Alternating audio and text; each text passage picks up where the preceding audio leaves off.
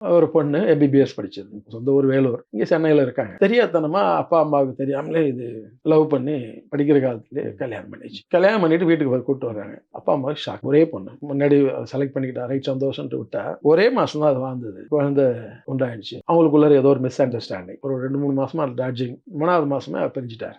இந்த பொண்ணு அப்பதான் வாழ்க்கைன்னா என்ன? எப்படி இது?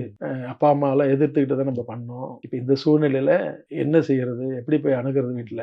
நிராதரவா நிக்குது அந்த குடும்பத்துலங்க. அவன் வீட்ட விட்டு போ அப்படின்ட்டான். அது மாசமா இருந்து வெளியில வருது. அப்பாவோட சொன்னோனே அவருக்கு நெஞ்சே அடைச்சு போயிடுச்சு. நான் வேண்டான்னு சொன்னேனம்மா, நீ இந்த மாதிரிலாம் பண்ணிக்கிட்டியே.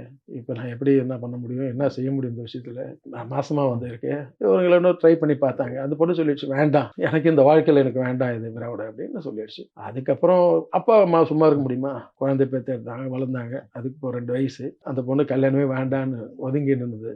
அதுக்கப்புறம் அந்த பொண்ணுக்கு, "அப்பா எனக்கு கல்யாணம் இனி நடக்குமா எனக்கு?" அப்படின்னு அது கேட்கும்போது இடிஞ்சு போய் உட்காந்துட்டாரு அவரு. சொல்ற காலத்துலலாம் இது வேண்டாம் வேண்டாம்ன்னு சொல்லிட்டு, இப்போ வந்து வயசும் ஏறுது இல்லையா?